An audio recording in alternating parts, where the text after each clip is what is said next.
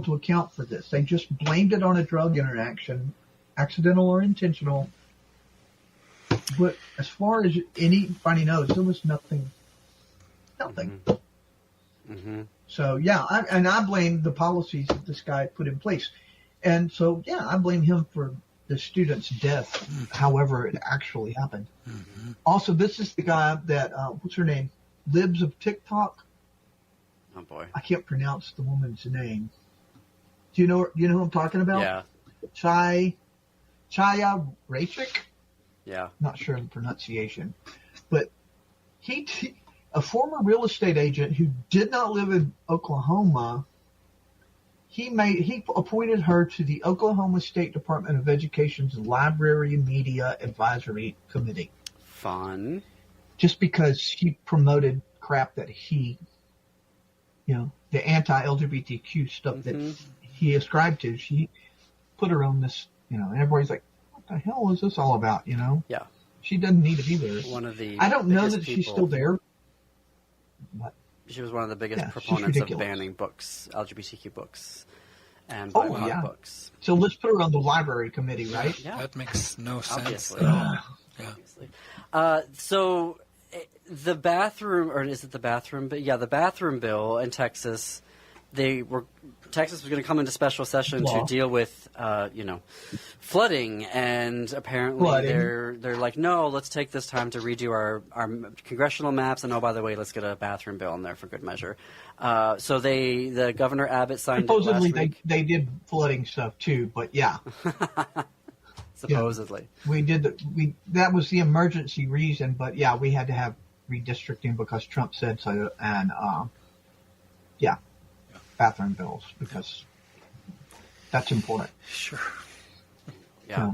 I'm talking over you again. I apologize, but the thing that irritates the crap out of me about these is the people behind them that name them. They always talk about the Women's Protection Bill and moving to protect. Right. Really? I'm female, cisgender female, assigned female at birth, and you have put me in danger because I don't look all girly. I don't wear makeup. I hadn't even brushed my hair yesterday or today. So, I'm not especially feminine, and I cannot take my entire life. I've been stopped going into public restrooms. That's the women's restroom. Yes, bitch, I know that's the women's restroom. But, and that's happened to me forever. You've put me in danger by protecting women. So, yeah, I don't believe that crap. There's a case of that. So, but yeah, in it's law Minnesota. now. It's law. It's been signed in, and it's government buildings. Privately owned facilities are not really required to follow this. But and not only can somebody who goes into the wrong restroom be stopped themselves, face some sort of criminal liability themselves, but the building, the agency where this happened, or wherever it happens, they can be fined just ridiculous amounts of money because somebody else went in the wrong restroom. Wow. So, and that's Texas law. Thank you, Greg Abbott. Yikes. Well, this is why we need the And that Dallas was voice. far more important than passing flooding control. Right. Well, yeah. Right? Yeah, the priorities. The priorities of MAGA right now. Well, this is why we need Tammy Nash, managing editor of Dallas Voice, which is now in its 42nd year as the voice of the LGBTQ community in North Texas and beyond. You can visit their website at dallasvoice.com and their social media channels on Facebook, Instagram, TikTok, and Blue Sky for their award-winning journalism. Tammy, so good to see you again, and we'll see you again in a couple weeks. See you then. Yeah. All right. Looking forward to it. Well, up next on WCPT 820 is Chew's Views with Richard Chew on AM 950 Radio. It's the Matt McNeil Show. Stay tuned after that for Native Roots Radio. And then at 10 p.m. Central, step into the unknown with Greg Bakken on Ghostbox Radio. You can also tune in tonight at 5 p.m. for special coverage from AM 950 on the Minneapolis Mayor Forum, a pre-show with me and Robert Pilot. And then we're airing the forum live from 6 to 7:30 without commercial interruption. So we'll see you tonight. And until tomorrow, keep it queer, America. Keep it queer.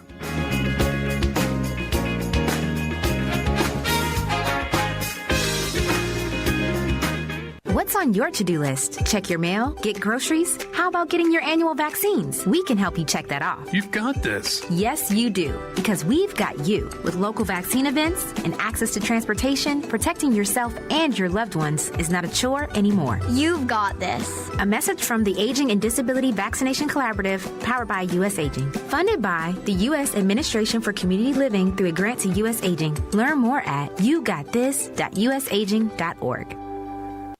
Being blind doesn't always look how others may think. Retinitis pigmentosa aimed to overwhelm my family. It tried to cut me down. I know where to find support and where I can be seen. Innovative research, educational resources, supportive community. The Foundation Fighting Blindness is leading the charge in finding treatments and cures for blinding diseases. Learn more at fightingblindness.org. A public service message from the Foundation Fighting Blindness. Facts matter now more than ever. This is WCPT 820, Chicago's progressive talk. We're your source for truth. AP News, I'm Haya Panjwani. The government shutdown has begun. AP correspondent Donna Warder reports. President Donald Trump and Congress have failed to come to an agreement to keep government programs and services running by the Wednesday deadline. Democrats have been demanding funding for health care subsidies that are expiring for millions of people under the Affordable Care Act. Senate Democratic leader Chuck Schumer. The premiums for those on ACA, 24 million people, that's a huge number, will go up 114%. Republican Senator John Barrasso is accusing Schumer of a shakedown. Chuck Schumer is forcing a government shutdown, regardless of the cost, regardless of the consequences to the American people. This truly is a Democrat-owned, Chuck Schumer-owned shutdown. Some 750,000 federal workers are expected to be furloughed and some possibly fired by the Trump administration. This is the third time over 2 administrations that President Donald Trump has presided over a federal funding lapse. Donna Warder, Washington. The White House reportedly is withdrawing its nomination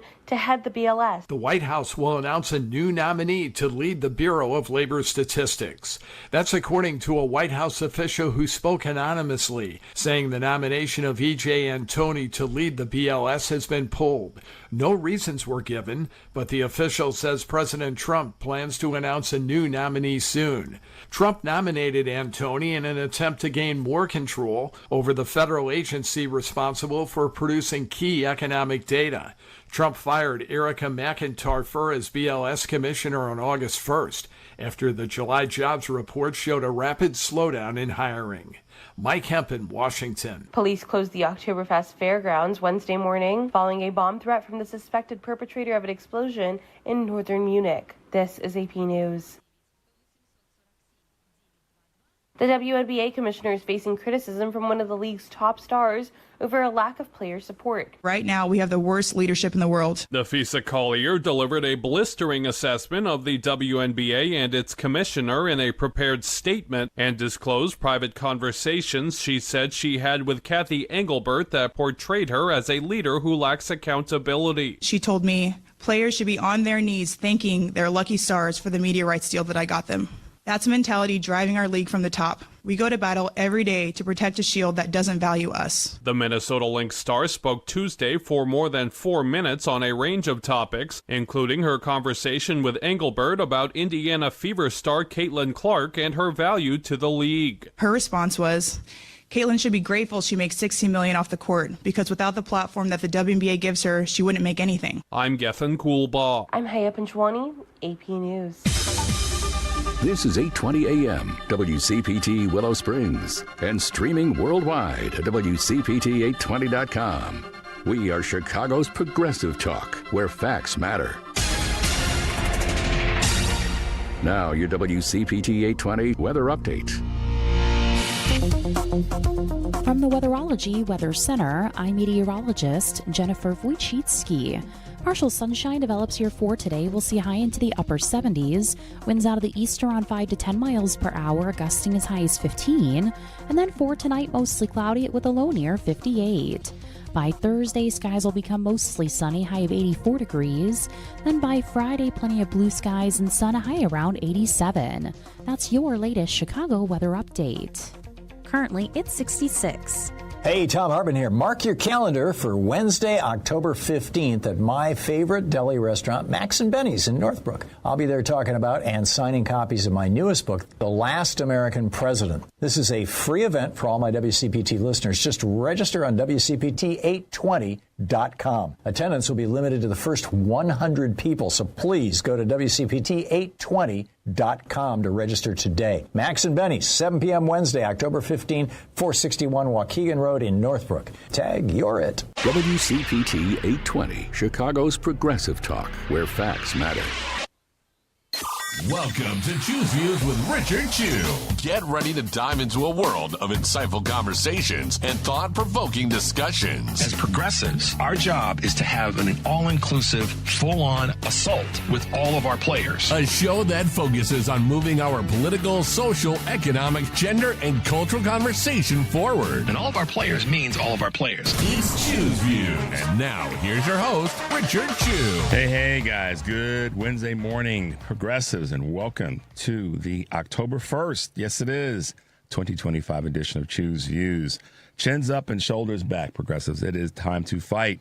773-763-9278 is our Credo mobile phone and text line, our number. That's how you can get a hold of us.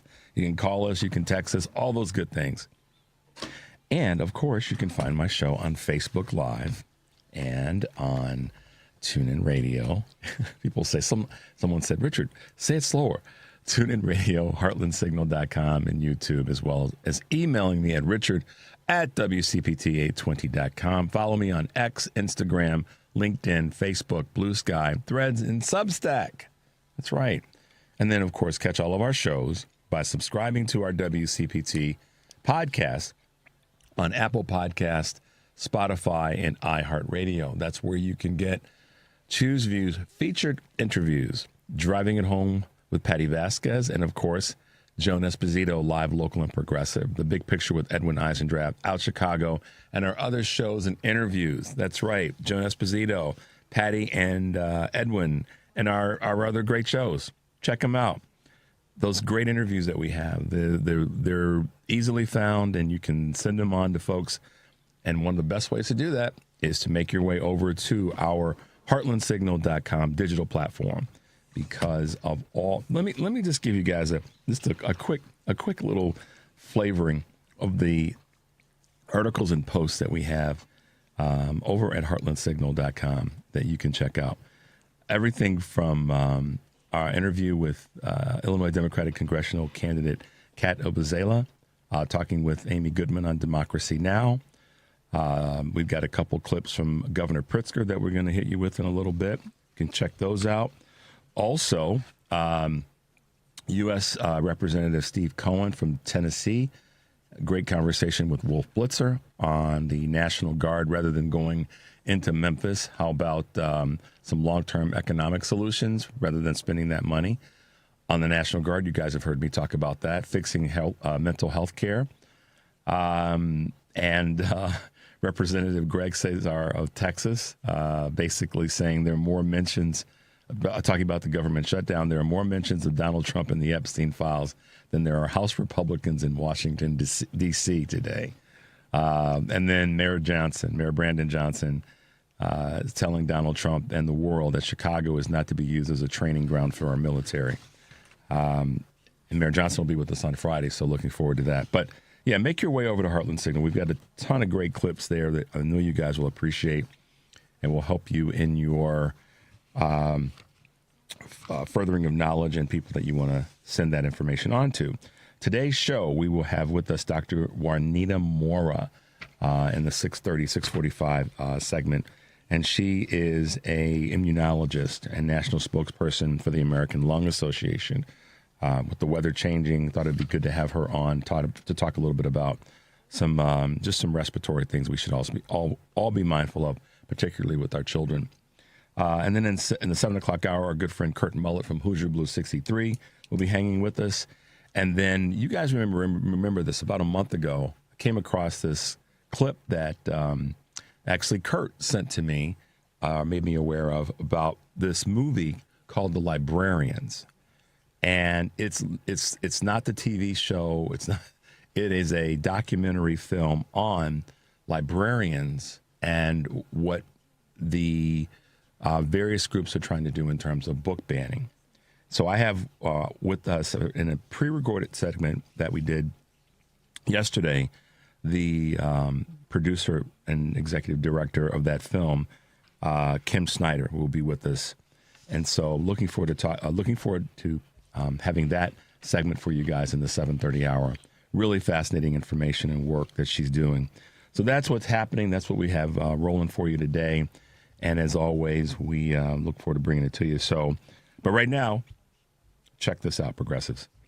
Let me start by saying it appears that Donald Trump not only has dementia set in, but he's copying tactics of Vladimir Putin, sending troops into cities, thinking that that's some sort of proving ground for war, or that indeed there's some sort of internal war going on in the United States, is just, frankly, inane.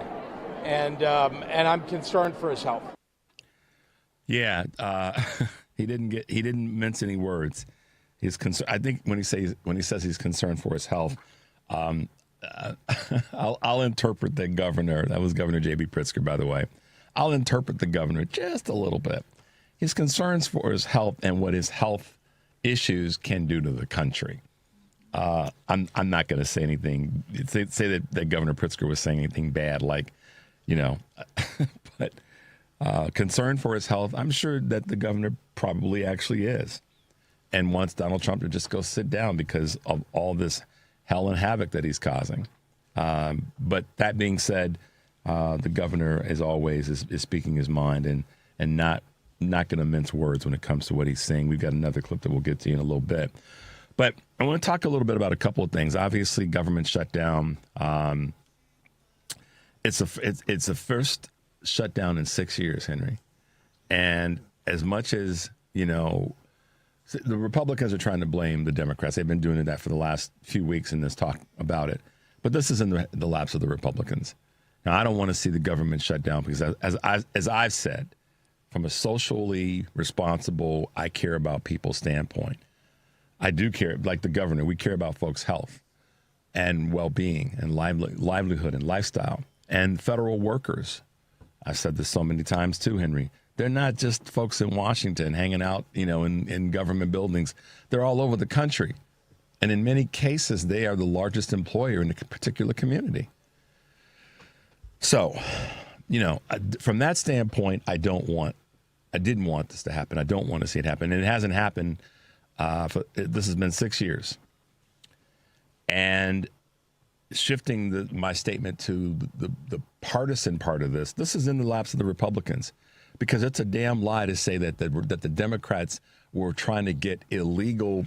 This whole conversation that they were trying to put out there, Henry, that the government, that the Republicans were standing tall and strong because they weren't going to let the Democrats force them to provide health insurance and coverage for illegals. And that's a doggone lie. It had nothing to do illegals. I got a nice text and email from our good friend Kurt Herner in Ohio, in terms of what really happens when it comes to federal benefits for people, and that it's just a lie from the Republicans. It's been a lie for the longest time. It's once again that us versus them. And oh, by the way, when they tell this lie, they're telling this lie to make it sound like brown people who might be here without the correct documentation. I'm not referring to them as illegals. Without the correct documentation, that's who they're talking about, or trying to make it seem like. Once again, the others. But let me shed a little light on that. If it's a question of folks that are, quote, here by Republicans' definition as the illegals, well, I think we might want to check out some communities that are of European descent, where there are folks here who are immigrants, and we welcome and want them to be here. But like Mayor Johnson said earlier this year, nobody spoke a mumbling word about people from other communities or other ethnicities being in Chicago when Governor Abbott dropped off people here in the dead of winter that had migrated from the southern border. And the same thing is true when we talk about, quote, illegals getting health care The Republicans want you to think that that those illegals that are getting health care are a shade lighter than me from a southern border country or darker than me from a southern border country. Without even talking about the people who are here on, and I talk to a variety of folk. My rainbow coalition, if you will, of people have well informed me, and I've done my own research on the number of people who are here with outdated visas from many European countries. So if we're going to tell that lie, who are we including in that lie? And it's certainly not the perception that you get, and you guys know this. This is why you know it's a lie, because they're focusing that anger and that vitriol on brown-skinned people. But at the end of the day, it's still in Republicans' lap because they didn't get it done. So they'd rather see. This is the thing: they would rather see people get hurt to prevent certain people from being part of this American dream. And the corners of that touch so many parts of this country of people that would rather they would vote against something that's going to benefit others and hurt themselves rather than see other people be able to be part of this American dream. And that's definitely not a Christian thing to do for those who are this Christian nationalist belief system. So that's my take on this morning. We're going to take a quick break. 773-763-9278 is our Credo mobile phone and text line. You're listening to Choose Views on WCPT AM 820. And, of course, from our friends at WARR 1520 AM and 103.5 FM from Warren County, North Carolina. I'm Richard Chu. We'll be right back.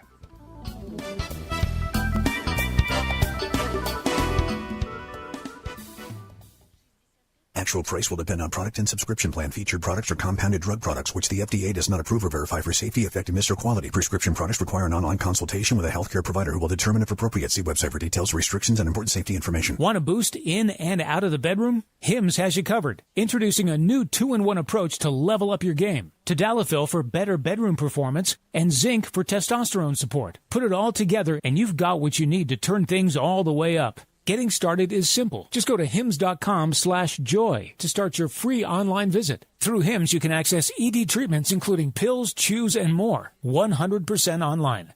No office visits, no pharmacy lines. Just fill out a simple intake form and a licensed medical provider will determine if treatment's right for you. If prescribed, it ships free and discreetly to your door. Find affordable treatment options at up to 95% less than brand names at hims.com/joy. That's hims.com/joy, HIMS.com/JOY. WCPT 820, Chicago's progressive talk, where facts matter. Welcome back to Choose Views with Richard Chu. Hey guys, welcome back to the show. 773-763-9278. All right, couple of quick Choose Views news items on this October 1st. And by the way, guys, happy October 1st. Here we are. Boeing is prepping the 737 MAX successor. Boeing is working on a new narrow-body plane to replace the 737 MAX, according to the Wall Street Journal, citing a variety of sources. While the new aircraft is still in its early stages, the hope is that it will ultimately help Boeing win back the business it lost to rivals Airbus, while grappling with a series of highly publicized safety issues. Just last week, the Federal Aviation Administration lifted some of the restrictions it had placed on Boeing in the wake of those problems. ExxonMobil is to cut 2,000 jobs. It's planning to eliminate 2,000 jobs as it contends with falling crude prices and a sprawling global operation, according to Bloomberg, citing an employee memo from CEO Darren Woods yesterday. The layoffs will impact 3 to 4% of the workforce. Woods has aggressively consolidated operations since taking the helm in 2017, when Exxon effectively consisted of 9 independent companies. The oil giant has cut $13.5 billion in annual costs since 2019, and competitors like Chevron and BP have also conducted layoffs amidst the industry-wide slump. Spotify CEO Daniel Ek is stepping down. He's run the streaming music giant for nearly 2 decades. He's going to step down in 2026 and he'll be replaced by a pair of co-CEOs. Eck announced yesterday that he will become the executive chairman with a focus on long-term strategy. New co-presidents Alex Nordstrom and Gustav Soderstrom will be elevated to succeed him. Eck grew Spotify from modest roots in Stockholm in 2006 into a $150 billion powerhouse that challenged the iTunes model of how consumers listen to music. Last but not least, the Actors Guild is slamming the AI actress. You guys didn't see this. I thought it was pretty interesting. SAG-AFTRA, the union representing actors and other performers, is denouncing Tilly Norwood, an AI, quote, actor who is allegedly attracting interest from talent agents. In this statement, SAG-AFTRA says, quote, it's opposed to the replacement of human performers by synthetics, and that creativity is and should remain human-centered. Various actors and at least one agency have also spoken out against Norwood. Her creator, Eileen Van Velden, herself an actress and CEO of an AI studio called Exoia, maintains that Norwood is a, quote, new tool and not a replacement for the human being. What comes to mind is the movie Westworld, the original with Yul Brynner. But there you go. All right, guys, couple of Views news items for you this morning. Yes, I got a text this morning from someone that says, sorry about that, guys. This is Trump's shutdown. Nice little we got some creative folks out there. I get texts from you guys, and sometimes you send me some really creative visual things to look at as well. So thank you for that, 815. Appreciate your reminding me with visuals that this is Trump's shutdown. Email that to me if you can. You've got the email, richard@wcpt820.com. I'd like to pass that on to a few people that I know are going to say, it's the Democrats' fault that the government's not open. No, it's not. That's just a bunch of malarkey, as Joe Biden would say. That still sticks with me, going back to the earlier debate. Let's see. Let's take a call, Henry. I know you got Henry's on his roller skates because he's running 3 different studios this morning. So if you guys hear some noise in the background, it's because Henry's roller skates are getting stuck. Pam, good morning. Welcome to the show. Thank you, Richard. Good morning. Good morning. I want to make sure I'm clear about this, Richard. This is the Republican shutdown. Yep. And let's please, when we refer to it, let's call it that. And we're going to have to, I guess, bear down and just deal with this, because you cannot negotiate with evil. Nope.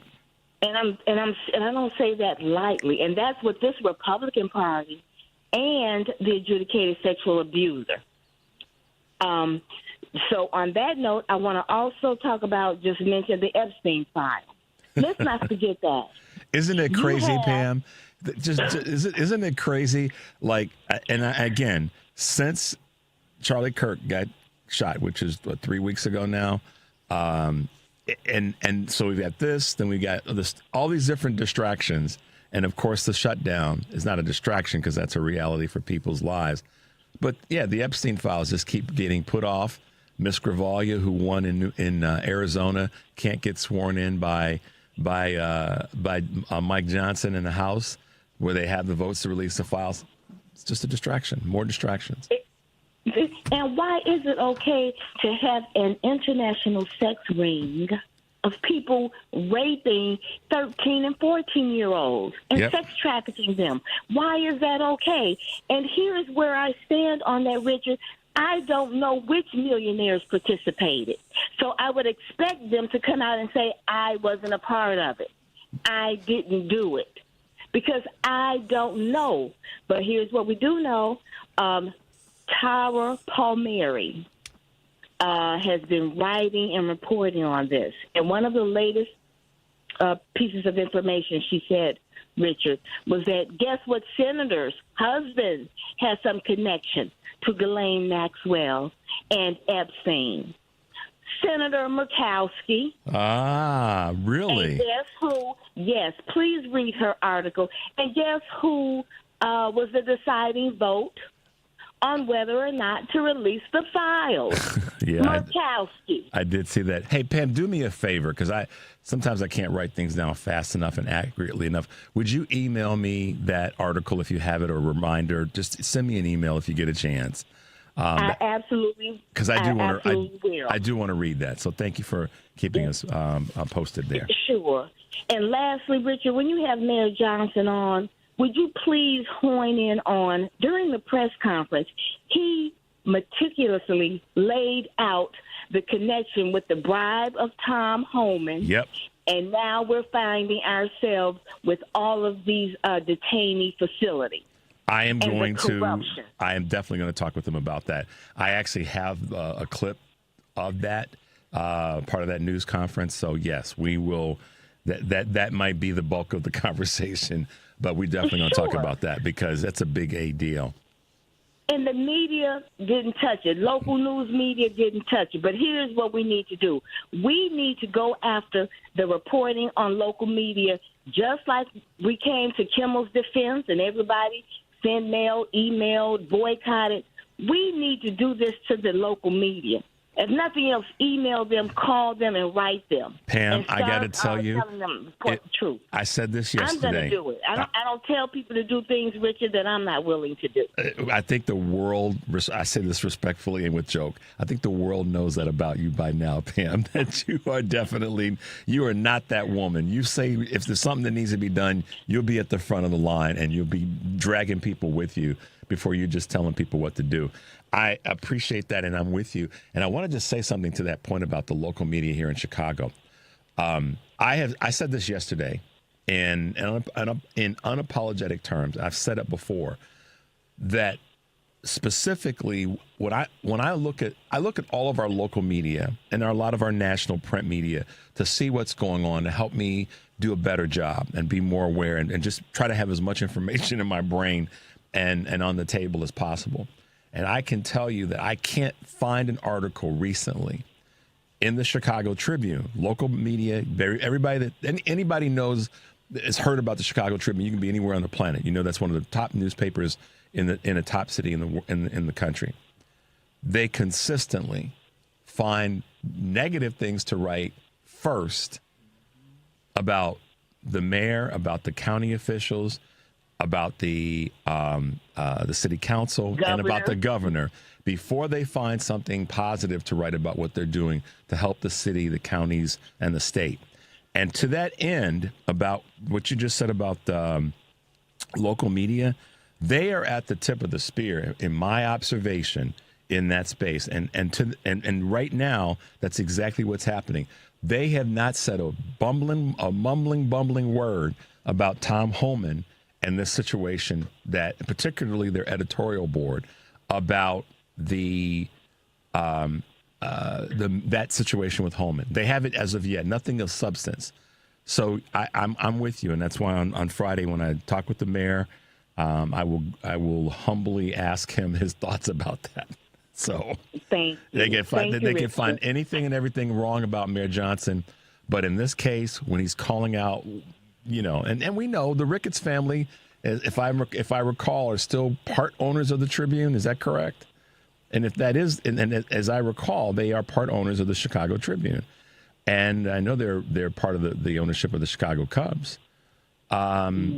So you know, and they're the link to the Los Angeles Times, which is owned by, you know, kind of a right wing person as well.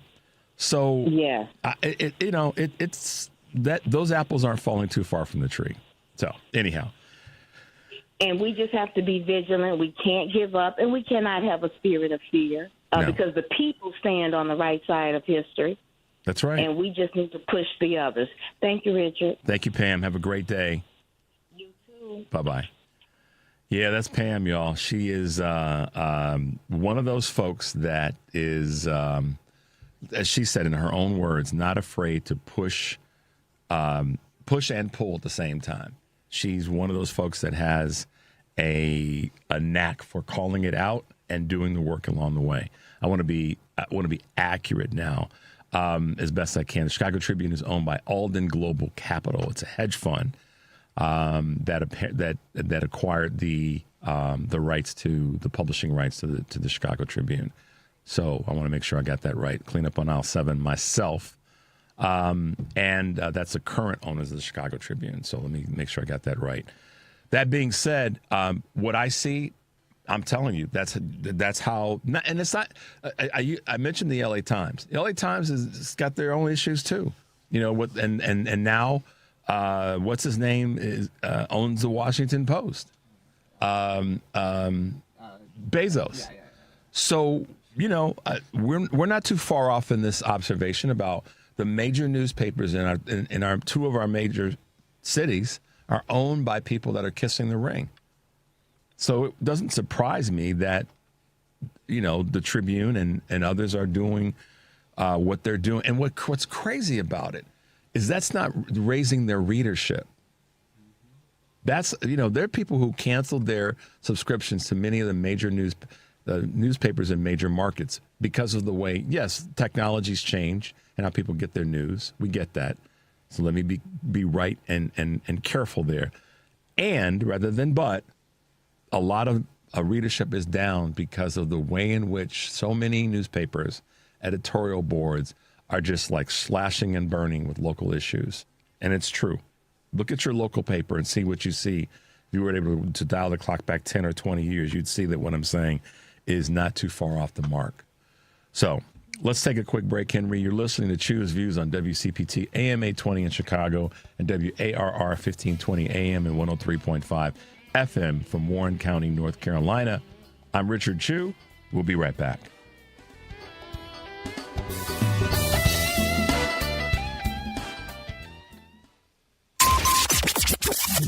WCPT Replay. We are talking with retired Major General Randy Manner. It's very important that you find these concepts of hope locally, because when it is absent from a higher level, for example, in this case, nationally, you have to look and find it, because there are these great leaders. I will tell you that I was absolutely inspired by the remarks of the governor of Illinois and the mayor of this great city. When both of them gave that press conference, I was going, now those are leaders. Yeah. Those are people who are saying we are going to stand up for our people. In terms of the people who are listening to this now, if you live in Chicago or you live in Illinois, you should be proud of those leaders that you've elected to stand up for what is right. Keep listening to WCPT 820 because facts matter. You're listening to WCPT 820. Here's the latest Chicago weather update. From the Weatherology Weather Center, I'm meteorologist Jennifer Wojcicki. Partial sunshine develops here for today. We'll see high into the upper 70s. Winds out of the east around 5 to 10 miles per hour, gusting as high as 15. And then for tonight, mostly cloudy with a low near 58. By Thursday, skies will become mostly sunny, high of 84 degrees. Then by Friday, plenty of blue skies and sun, a high around 87. That's your latest Chicago weather update. Currently, it's 67. This is WCPT 820, where facts matter. This is Choose Views with Richard Chu. Hey guys, welcome back to the show. The number, of course, is 773-763-9278. Give us a holler, send us a text, whichever is your flavor, and we'll get you on the show, or we'll read your text as long as it's appropriate. Today, live, local, and progressive. Joan Esposito's guests are Illinois Congressman Jonathan Jackson, Jonathan Alter, contributing editor of the Washington Monthly, former senior editor and columnist at Newsweek as well, political analyst, and the publisher of the Substack Old Goats with Jonathan Alter. Pete Dominick, news commentator and stand-up comic, and host of the Stand-Up Quote with Pete Dominick podcast. And Jennifer Abruzzo, former general counsel of the National Labor Relations Board, who was fired by Donald Trump earlier this year. Live, local, and progressive weekdays, 2 to 5 Central Time on WCPT AM 820, heartlandsignal.com, and tune in. And then tonight on Driving It Home, Patty Vasquez will be joined by car guy Tom Appel, host of the Consumer Guide Car Stuff podcast. And during the 6 o'clock hour, tune in to hear Patty take part in the Up North podcast with Minocqua Brewing Company owner Kirk Bangstead and special guest. Driving It Home with Patty Vasquez, weekdays, 5 to 7 p.m. Central on WCPT, AM 820, and the Heartland Signal website, TuneIn, YouTube, and Facebook. And guess what? Tomorrow, Dr. Tom Fisher, candidate for Congress for the 7th Congressional District, will be our guest. And Director of Brand Partnerships, my good friend, Enrico Moat, will be hanging out with us tomorrow as well in studio. And then we have an interview with Barbara McQuaid, legal analyst, law professor, and former United States Attorney for the Eastern District of Michigan, co-host of the Sisters in Law podcast, and author of Attack from Within, How Disinformation is Sabotaging America. And guess what? Friday, Mayor Brandon Johnson will be joining me as well. So we're looking forward to our guest on our show. Governor Pritzker has not been bashful at all when it comes to what he has to say and his observations about Trump. We heard him say what he said earlier about his health, but also what he has to say about the National Guard coming to Illinois and more specifically, Chicago. We are here together today, elected officials, business leaders, the faith community, law enforcement, educators, community organizations, united in our opposition to these flagrant abuses of power by the federal government. With one voice, we are telling this unwarranted and unconstitutional occupation by ICE and potentially by military troops to get out of Chicago. You are not helping us.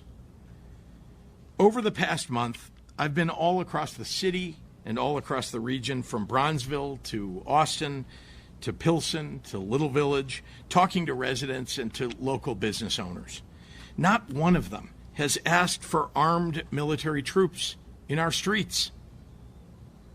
They have all said loudly that there is no emergency here on the ground that requires the deployment of military troops or the use of military tactics. I refuse to stay silent about this and let the slow encroachment of our freedoms and liberties continue unabated. The state of Illinois and all of us will continue to fight this with everything that we have. And that's what he's been doing as best he can, and his best is pretty doggone good. The reality, though, from this standpoint, from how I observe this, well, there's two things I want to say to this. First of all, kudos to Mayor Brandon Johnson, all of our state elected officials, and kudos to Governor Pritzker. Why do I say that so often? Is because you tell me, I mean, listen, when each of these guys ran for and were elected to office, they knew what they were signing up for, the good, the bad, and everything in the middle.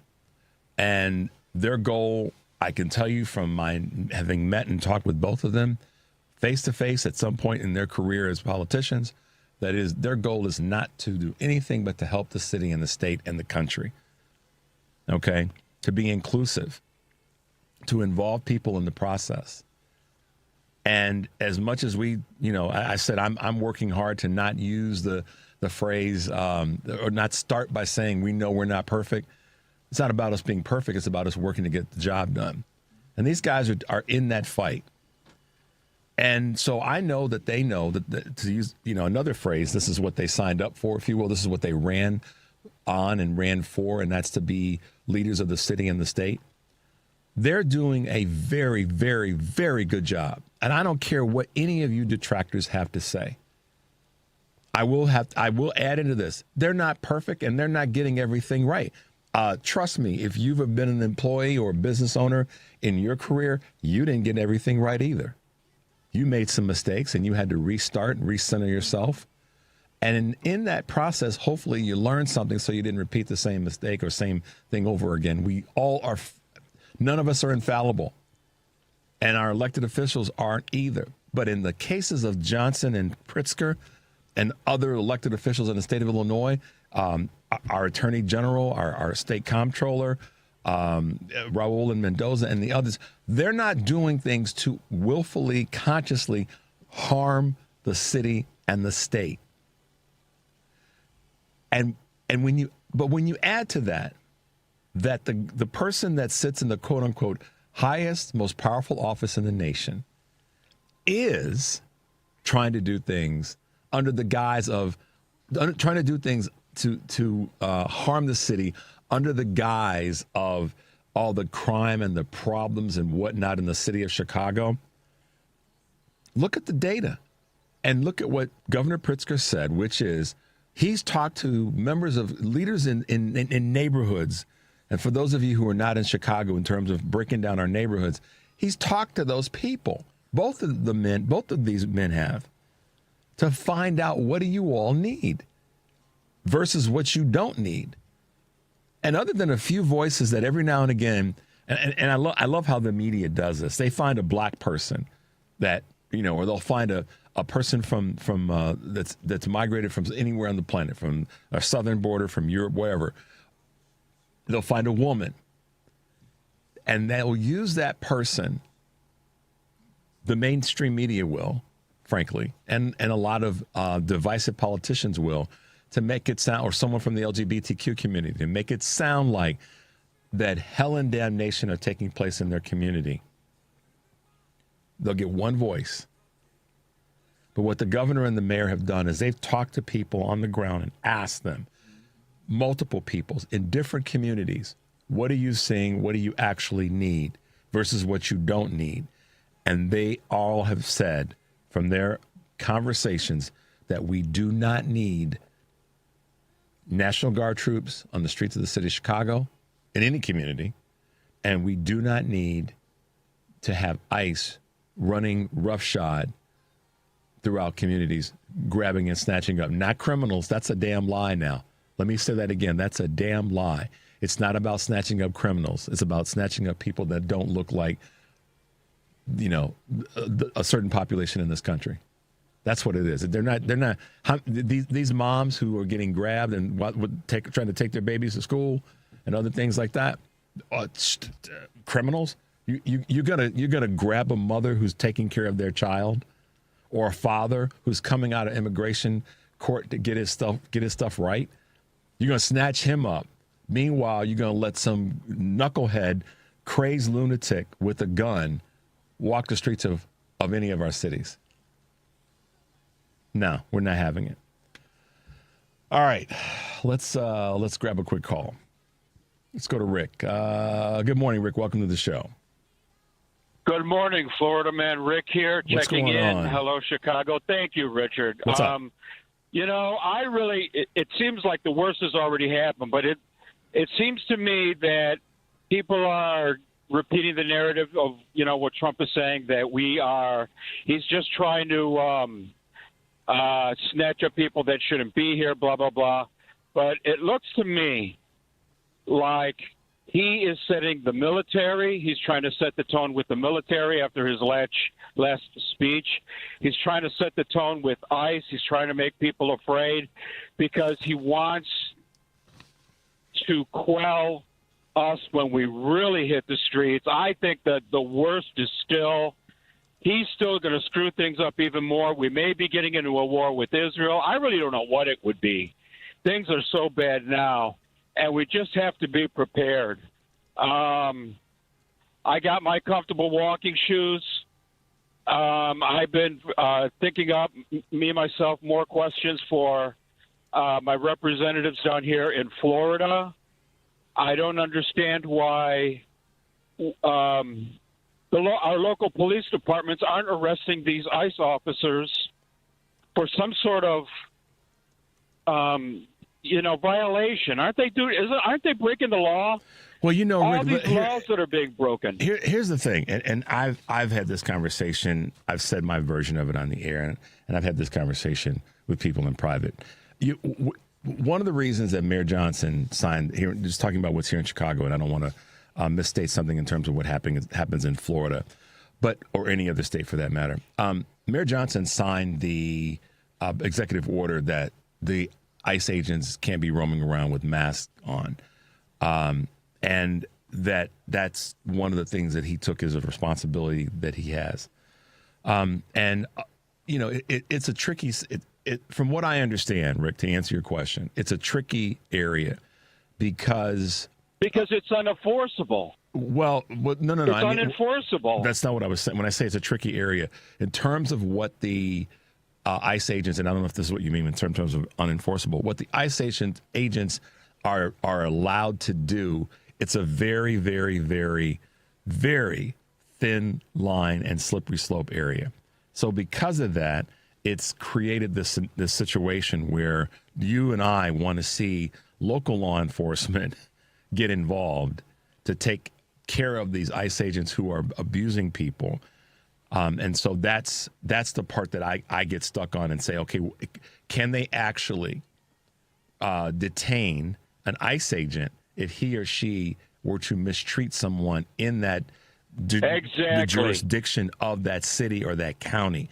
You would think that if a police officer from another, like if an FBI agent or another police officer from another jurisdiction came into Orlando or came into Chicago, and he or she did something that broke the laws of the local jurisdiction, that the local officers, whether they're wearing a mask or not, if they just rode into a bar and started acting up and got drunk and punched somebody, or did something that got into a fight and they weren't drunk, and that's happening. So that's kind of I'm with you on that, and a lot of people are. I don't know the actual answer, and I don't want to misspeak in that space, but I hear you. What about this? Hey, Rick. What about this? And then I'll let you go. One thing. Why don't we get a hold of Amnesty International and start with your? Because these are. I'll tell you where I go with that, and this is what I've been trying to say to everybody, online and face to face and on the show. When we say start, we need to be the ones starting. That's what I'm doing. I'm starting everything I talk about on the air. I'm doing my own version of it in private, and that's what we all have to do. So let me let you. Speaking of that, thank you, Electoral College, for giving us this. Boy, I'd like to kick you guys in the butt. Yeah, I know you would. Every one of you that voted for this. You know it, Richard. You know it of all. Well, I'm going to say this as we. All right, we'll let you go. Talk to you soon. Bye now. Thank you. Bye-bye. All right. As many people do, Rick's got a real issue with the Electoral College, as do I. But the fix starts with us getting back the numbers that we need, and then we keep working toward that. I think everybody that's plugged in gets it. We got to take a quick break because we have our guest on the line. You're listening to Choose Views on WCPT, AM 820 in Chicago, and WARR 1520 AM and 103.5 FM from Warren County, North Carolina. I'm Richard Chu. We'll be right back.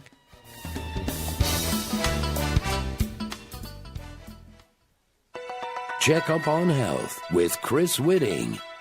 Many of us have stopped worrying what our kids are watching on TV, playing in their video games, or where they're traveling on the internet. David Walsh is author of Dr. Dave's Cyberhood, and he's hoping to get us back on track. The media become our storytellers. Whoever tells the stories defines the culture. Over time, we have delegated more and more of the storytelling to mass media. The business of media is largely driven by money. It's not necessarily driven by child welfare. There are over 1 billion internet sites, thousands of video games, thousands of movies. We need to be able to sort through that to find the treasures and avoid the trash. The book, Dr. Dave's Cyberhood, is a wake-up call for parents who need some help on how to handle the density and intensity of electronic media in our kids' lives. With Checkup on Health, I'm Chris Whitting. You're listening to WCPT 820 because facts matter. You're listening to Choose Views with Richard Chu. Hey, guys, welcome back to the show. And it's also always good to hear from you. Good that Rick was able to give us a quick holler this morning. So when I was talking earlier about certain things that are going on, it's some of it's time of the year. What do I mean by that? Well, we all know that this as we're moving toward, fall. We're officially in fall now. Summer is officially over, has been for 2 weeks. But we also know that as we get into the upcoming fall and winter, sort of virus season, and that's true more so in the colder states in the upper Midwest and, the northern states and cities. But there are also implications in other parts of the country.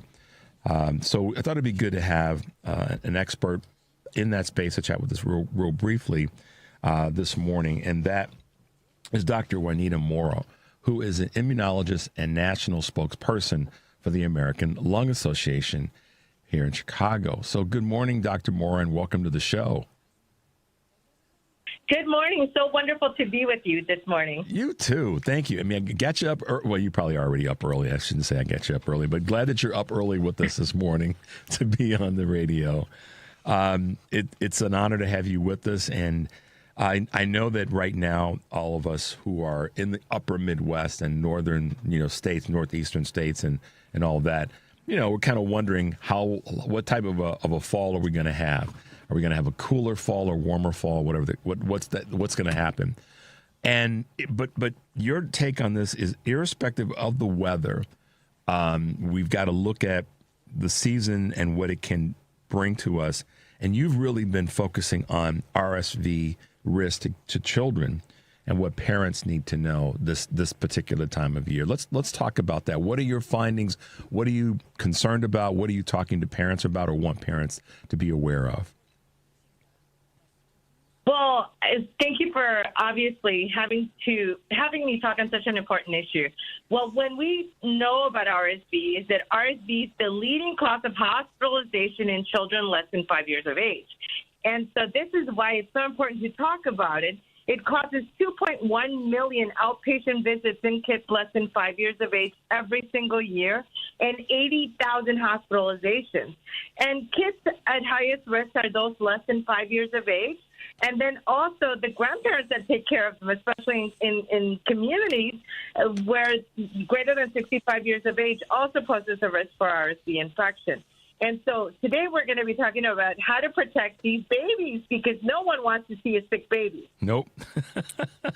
No one wants to see a sick baby. And we all know that when they're sick and they're not where they can really communicate what's going on, it's just awful. Everybody, whether you have children or not, when you see that, it's heartbreaking. So, and when it comes to this type of a sickness with breathing, first of all, let me back up a little bit in the short time that we have this morning, Dr. Moore. Let's ask this question. What are the origins of RSV? Where, for lack of better words, this is not a scientific question, but where does it come from? What is its origin?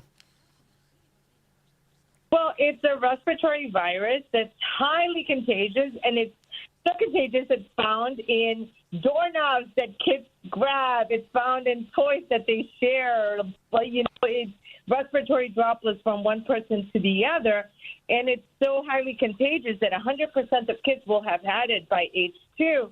And we've known about RSV for many years now in science, but this is, only the second fall and winter where we actually have a preventative treatment to help save babies from hospitalization and protect grandparents as well, too. So this is why it's so important to talk about. And so there are preventative measures. As I read the last couple of days, the antibody and the vaccine that's available. Talk a little bit about that if you can. Of course, 2 ways to protect these babies. So one is vaccinating the mommy between 32 and 36 weeks of pregnancy so that they receive the vaccine, they make this protection and pass it on to the baby. It lasts about 6 months after the baby's born. Or the babies, once they're born from 0 to 8 months of age, they can also get what's called a monoclonal antibody. So with the vaccine mommy gets, the mommy makes the protection after a while and passes it on. With the monoclonal antibody, it's giving them that protection already built in. So it's one shot, and basically it gives them that layer of protection right away against RSV. It can also be used in babies 8 to 19 months of age who are higher risk from complications from RSV, which are going to be those who were born premature, congenital heart disease, congenital lung disease, cystic fibrosis, or any that makes them immunocompromised as well, too. So this is why it's so important that we protect the babies this coming season, because now that we've had this protection for a year before, we know that it decreases the rate of hospitalizations in these babies between 45 to 55%, with obviously it's going to be a great one for parents. And the reason, I mean, I know that not to make this about politics, but about science and how a lot of politicians look at science. We know that vaccines are cause for a lot of consternation in conversations that folks are having right now. And there are so many groups out there that are pushing against vaccinations across the board. And we're seeing that is not scientifically based. It's more, in some cases, religious organizations and de facto religious organizations that are trying to push that narrative. But the medical information bears itself out that when these preventative measures are taken, not only are babies' lives protected and preserved, but also the parents, the grandparents, and other family members and friends from the highly contagiousness of this virus. So we know that the vaccines work, and it seems like the biggest reason is because of what you just said. The respiratory systems of infants and young babies are just not developed enough to fight off the effects of the virus. Am I getting that right? That's correct. So this virus produces so much phlegm. So imagine these little immature airways that are not developed getting this really storm of phlegm in their lungs. So, of course, it puts the babies into a risk for pneumonia or bronchiolitis, which are I teach parents two scenarios where to worry about RSV in babies, because it starts as mild symptoms when it comes to the virus. When it hits these babies, it might start as a runny nose and fever, normal cold symptoms.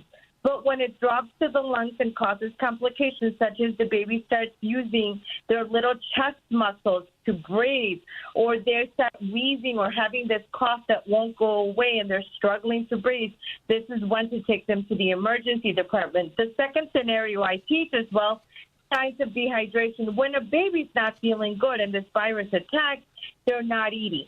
So if the number of diapers starts to drop, or they're not feeding well and they're sleeping a lot more, they're looking more tired, this is another actual scenario where we should take this baby to the emergency room as well. Because obviously, if they're that young and they're not breathing, they may not obviously be not ready, but able to communicate that they're struggling breathing. We just, we see it and we have to pay attention to, and I didn't even think about this in terms of diaper production. That's a sign of their dehydration, which may be a sign that they have the virus. That's fascinating, Dr. Mora. What are some of the? I shouldn't say it this way. Are there parts of the country? I know that weather has an impact. We're talking about the changing weather here in the upper Midwest and northern states and such. But are there areas in the country that this is more prevalent, even if it's not driven by weather changes? You know what I mean? Sure. Obviously, we're going to see it a lot more in basically areas where we have more of the colder weather or the seasons changing. But we still see it in areas where it's always warm, and climate change now is really playing a role because our warmer weather is lasting. I'm in Chicago, and right now here on October 1st, it's like 70 degrees outside. So this virus doesn't stop whether it's cold or hot. It's going to continue to attack, so we just have to be ready. What are some final things that you can share with our audience about preventative measures and things to be aware of so that these are steps that families can take to reduce the spread and protect our children this upcoming season? So obviously getting vaccinated, getting the babies the monoclonal antibody, or if mommies are pregnant, getting the actual vaccination, or if the grandparents also getting them vaccinated against RSV is going to be important. And universal precautions, washing of hands, masking if you're sick. Do not send your baby to daycare or school if they're sick. Let's stop the spread of germs there. And then the other thing, obviously, I would point them to our website, lung.org, so that they can learn more about RSV, the treatments available, and why it's so important to protect our families, because we do not want to see sick babies this season. That's right. Dr. Jaunita Mora, immunologist and national spokesperson for the American Lung Association. Dr. Mora, thanks for being with us.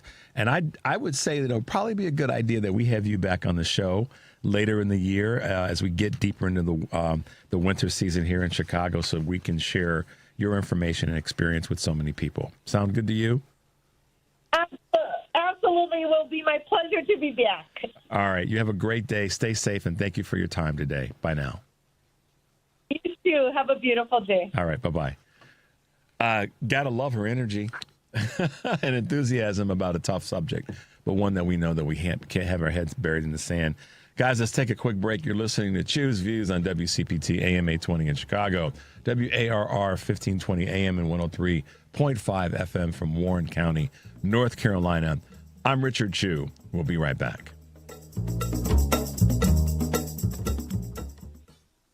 Listen up, fellow timeshare owners. If you're a timeshare owner and you want out at all costs, you're done, frustrated, tired of wasting money, you don't use the darn thing. Get out now. Hire the best Bulldog timeshare cancellation team in the business. Their in-house legal team, headed by a timeshare cancellation lawyer, can help you fight the biggest and baddest companies out there that sell timeshare. At some point, you were using your timeshare, but now you're not, and you're tired of wasting money. Before you go to the poorhouse, call right now and learn how you can stop the maintenance fees and put more money back in your pocket. Their services cost you a lot less than you think, and you'll save a lot of money over time. Call the Timeshare Exit Hotline now. It's a free consultation. 800-296-0150. 800-296-0150. 800-296-0150. That's 800-296-0150. Progressive Insurance, with insurance for cars, home, boat, motorcycles, RVs, and commercial vehicles at 1-800-PROGRESSIVE and Progressive.com.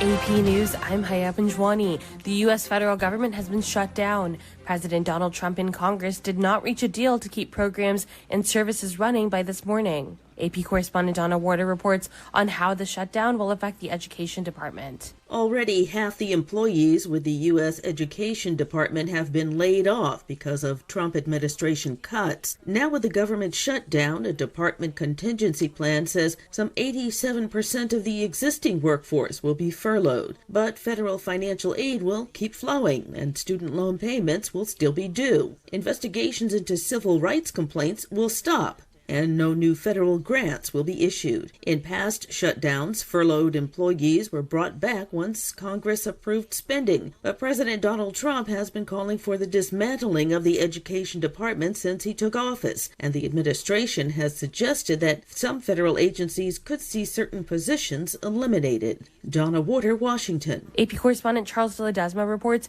rescuers are looking for survivors in collapsed houses and other damaged buildings in the central part of Philippines. That's a day after an earthquake killed at least 69 people. The death toll from the magnitude 6.9 earthquake is expected to rise. It had hit at about 10 p.m. on Tuesday and trapped an unspecified number of residents in the hard-hit city of Bogo and outlying rural towns in Cebu province.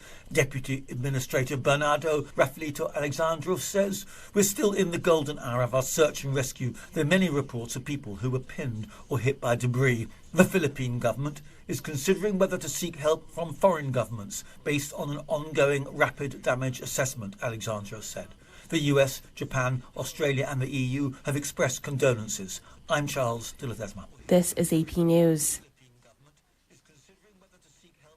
The Taliban government has rejected reports of a nationwide internet ban in Afghanistan, saying old fiber optic cables are worn out and are being replaced. AP's Lisa Dwyer has the latest on forecasts for 2 back-to-back hurricanes. The outer bands of Hurricane Humberto lashed Bermuda as it approached the tiny British territory, with newly formed Hurricane Imelda following closely behind. A hurricane warning was in effect for the island located in the North Atlantic, as forecasters warned of dangerous seas, strong winds, and heavy rain. Humberto was expected to pass well west and north of Bermuda by Wednesday morning. Humberto was a Category 4 storm on Monday, but is quickly losing strength and is forecast to dissipate by Wednesday. Imelda is expected to pass near or over the island on Wednesday afternoon as a Category 2 hurricane. I'm Lisa Dwyer. I'm Haya Panjwani, AP News.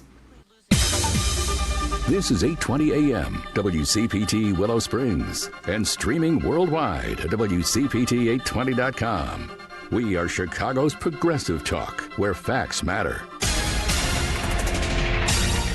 Now, your WCPT 820 weather update. From the Weatherology Weather Center, I'm meteorologist Jennifer Wojcicki. Partial sunshine develops here for today. We'll see high into the upper 70s. Winds out of the east around 5 to 10 miles per hour, gusting as high as 15. And then for tonight, mostly cloudy with a low near 58. By Thursday, skies will become mostly sunny, high of 84 degrees. Then by Friday, plenty of blue skies and sun, a high around 87. That's your latest Chicago weather update. Currently, it's 67. Powerful stories, dazzling nights. Experience the new season at Lyric Opera of Chicago. From Puccini's Madama Butterfly to Cherubini's Medea and Mozart's Così fan tutte, every night is filled with breathtaking music and inspiring theater on Chicago's biggest stage. Whether you're new to opera or a longtime fan, Lyric has something for everyone this season. Tickets start at just $47. Visit lyricopera.org today. Alexa, play WCPT. WCPT from TuneIn.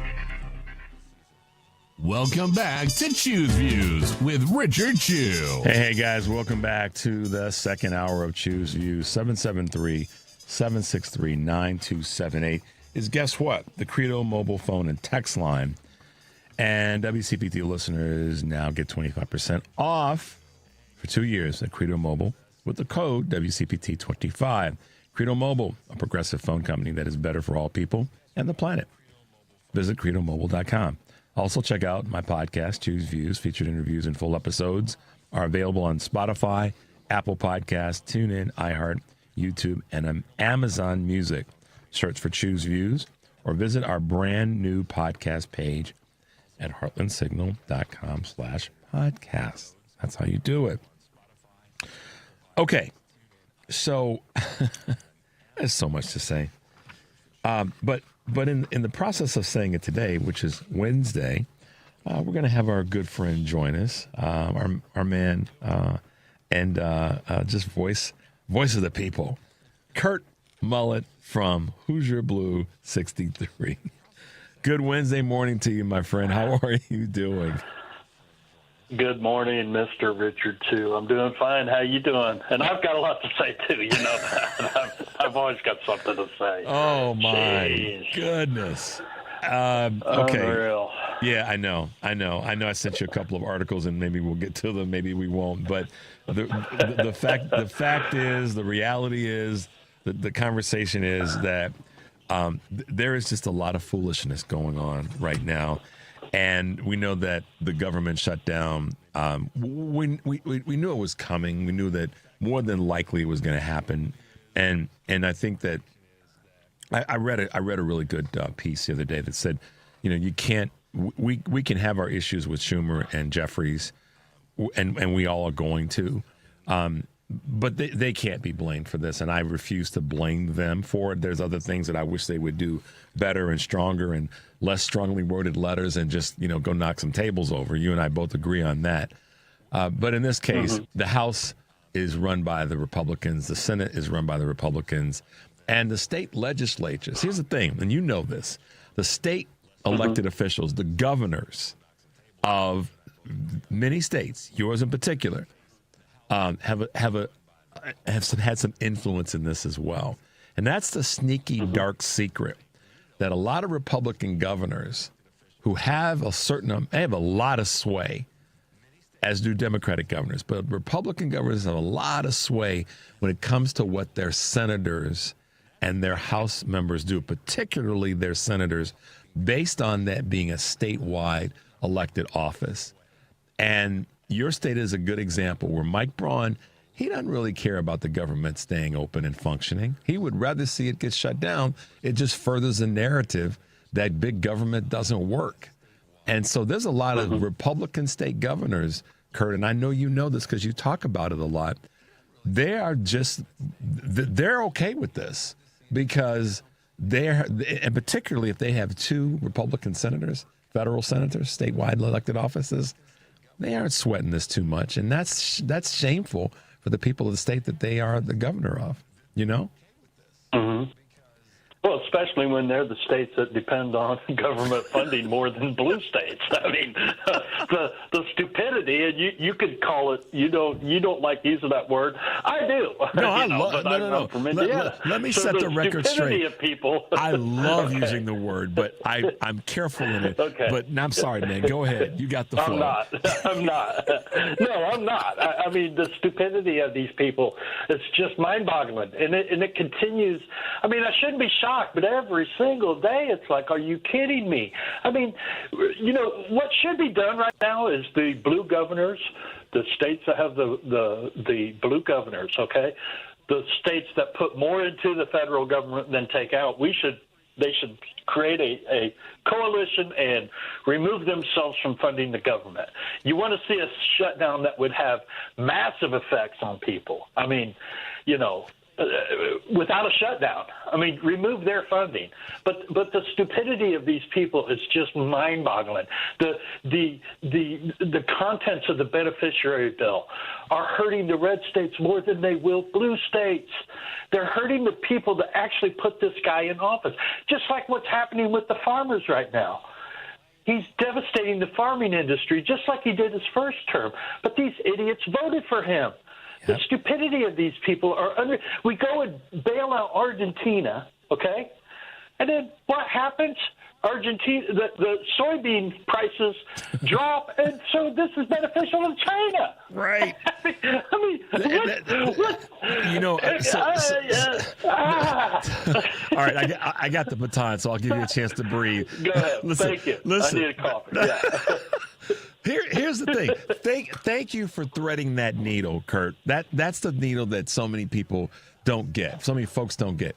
Okay, Argentina gets some help. It changes the price of a very needed product for the U.S. And then another country gets the benefit from the stupid move that we made. But the folks that, to your point, that said it's about the brown people and we got to get rid of the brown people and they're stealing our jobs, they're eating the dogs and cats and all the other garbage, that just skips right by them, that they are the ones that are at the tipping point of being hurt, but yet don't want to acknowledge. See, this is the thing. If that group of people were just to flat out acknowledge, damn, I made a mistake. It's no different. Think of it like this. You turn down the wrong road. Okay, maybe I should stop and turn around and go back the other direction and correct my path, because I'm only going to make it worse. I'm only going to get further and further lost. But some people, Richard, just won't acknowledge that they made a mistake. And the only way to correct the mistake, at first, is to acknowledge it and then course correct. And it just seems to be out of the capacity for too many millions of people throughout this country. Mm-hmm. Richard, guys like you and I, if we make a wrong turn, we will stop and say, hey, I made a wrong turn. Can you help me out here? Mm-hmm. A MAGA makes a wrong turn. He will keep going because he's convinced he's got it figured out and he's going to know the way to go. I mean, that's a simple way and a stupid way of putting it, but it's not. Basically how the mindset is. I mean, it takes more of a man to admit you're wrong and to ask for help than it does. Only a fool will continue to beat his head against the wall. And while they're beating their head against the wall, saying, "Why is this nail not going into the wall? Why is this nail not going in the drywall? I keep pounding my head against it, and it's not going in. But gee, my shirt's all bloody. Where's this blood coming from? Where's that coming from? Listen, brother, you nailed it. And I think more cats like you and me need to speak that literally, that simplistically, about what's happened and happening right now. I won't say I'm the poster child, but I'm on the poster of of folks that when I'm traveling somewhere, and anybody that's ridden with me, gone with me anywhere, hell, it could be going to a golf course, it could be going to anywhere. If I feel like I'm on the wrong path, I will stop, pull over in most cases, and say, wait, this doesn't feel right. Something's wrong here. And it's not about me being that person. It's about more people need to acknowledge in this political, social world that we're all fighting in right now. You made a mistake. Now, some people might say, Chew, Mullett, they didn't make a mistake. They voted for what they wanted, and now they're upset that they're not getting what they said that they thought they wanted. Okay, that still requires a person to acknowledge you made a mistake. Okay, whether you vote, and see, this is where I go. Just because someone voted for something that they wanted, that doesn't mean that they voted for something that was right. It was still a wrong mistake. It was still a wrong vote. And so here we are, to your point, again, they don't have the capacity to say, dang, I made a mistake. And they just keep digging and digging and digging and digging and digging. Yeah, but I don't think Mega knows what they're. I don't think they. If you have a conversation with any of them, or if you listen to any of them, and this is one of the things that just bothers me about people, and this is something my mother taught me a long time ago, is to listen. One of the greatest skills you can have as a human being is your ability to listen to someone and to hear what they are saying. And MAGA is void of that. They go to these rallies. They don't listen to what he's saying. They are only in awe of him. And if you, I read a report the other day, or somebody was talking about they did this at a rally one time afterwards, and I can't remember who it was, but they asked people, well, what was the strongest points that he said? None of them knew anything that he said. They weren't paying attention. And that's the same kind of awe that Nazis had with Hitler when he was making his speeches. They didn't know what he said. They just knew that they were in awe of him and they were looking at him. People do not listen. That's one of the things that drives me nuts about Charlie Kirk, and that if people would pay attention, if your listeners would go back and Google some of his videos that he did, some of his debates, if you watch him, when people ask him questions, he is not listening to them. He is fidgeting. He's stumbling around. He's looking around. He's messing with his face. He's doing all kinds of things because he's not listening to their question because he don't really care about their question.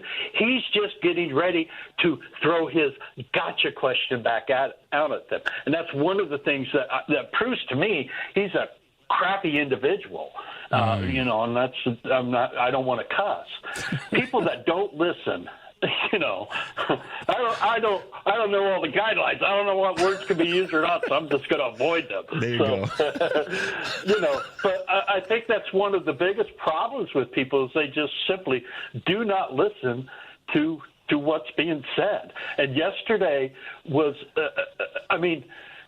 anyone that is involved in the military, has been involved in the military, has been married to the military, has a child of the military, that watched that and did not come away from that just totally appalled. And did you hear did you hear the part of it? So what Kurt and I are talking about is the Pete Hegseth. Let's call out the generals. Let's tell the generals how awful you are. That was about telling generals who've been serving in some cases longer than he's been alive, how awful you are. That's when I saw that part.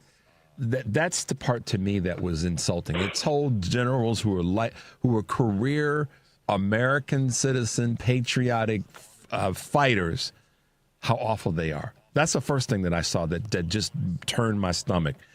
And I'd probably go to jail if I saw him face to face, not for what I would do, but for what I would say. So nobody think it's going to be violent.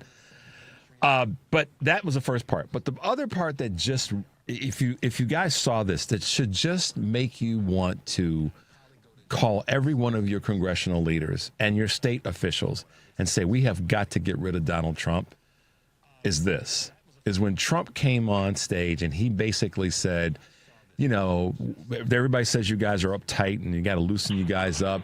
And if you don't laugh, you don't have to laugh. It's your choice to not laugh. And if you want to get up and leave, you can get up and leave, but that'll be the end of your career. To threaten the guys who and the gals who are supposed to be the ones that protect this country.